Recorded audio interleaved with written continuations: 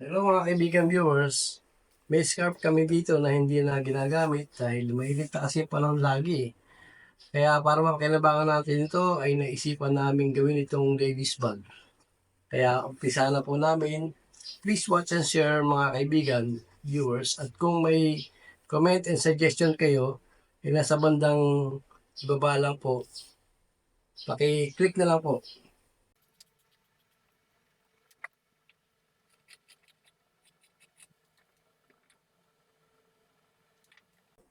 Dadali na po natin ito sa makina para tahiin. Mga kaibigan viewers, nandito na tayo sa makina. Tatahiin na po yung bag na ating gagawin. Pagdidikitin muna sa umpisa yung scarf. Kita nyo, kailangan po pagpantayin niyo po yung design niya para magandang tignan pagka natahi na siya. Yan po. Pagdidikitin muna po yung scarf.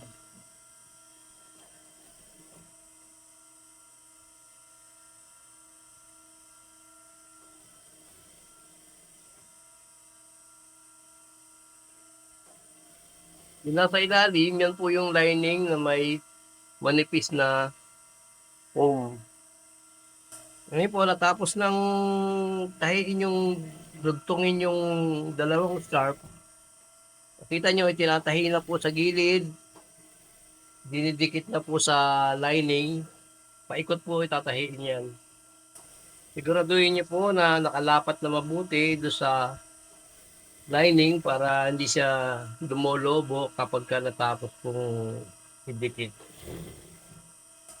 Ngayon po, natapos ng pagpantayin at ginupitan yung mga sumobra.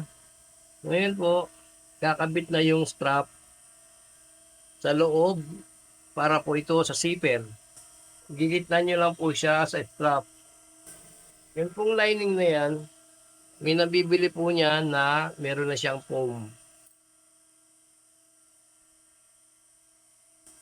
Ngayon po mga kaibigan, ay pagkatapos tatahiin sa loob, yung labas naman ang tatahiin po ang strap. Tinupin niyo po yung strap para maitahi do sa harapan. Yan. Ngayon po, magkakabit naman tayo ng handle. Strap din po yung gagamitin natin. Kukuhanin niyo po yung sentro ng lapad ng bag. Madali lang makita yan dahil sa dugtungan ng dating ng tahi ng scarf, yun po pinakasentro niya. Magmula po ito sa sentro ay 2.5. So ang kabuuan po, loob-loob ng strap ay 5 inches. Tatahi na po yung handle ng bag. Ang haba po pala nitong handle na strap ay 22 inches. Ayan po.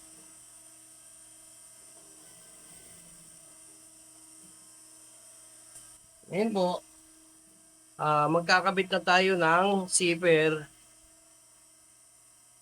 Yung dulot-dulo po ng zipper ay lalagyan nyo ng strap para matibay po siya.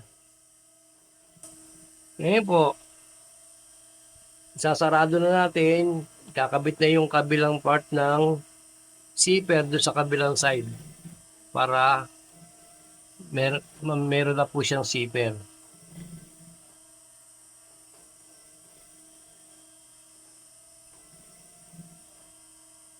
Ngayon po, natapos na natin tahiin yung zipper, sasarado na po natin yung gilid.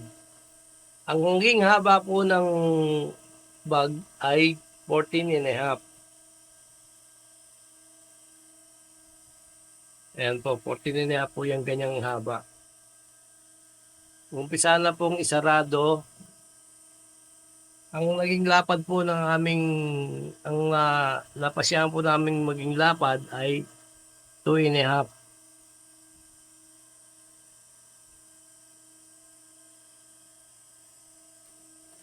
Nasarado na po yung gilid ng bag para meron na tayong bag.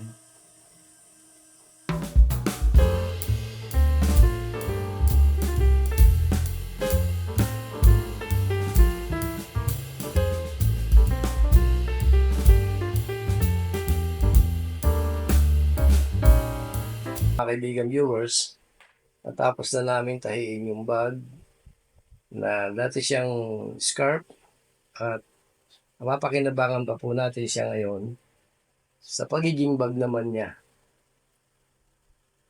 Sa mga viewers po namin, please subscribe po at pakishare na rin po para po sa mga susunod pa nating video. Marami po tayong gagawing video na tutorial po na mapapakinabangan po natin.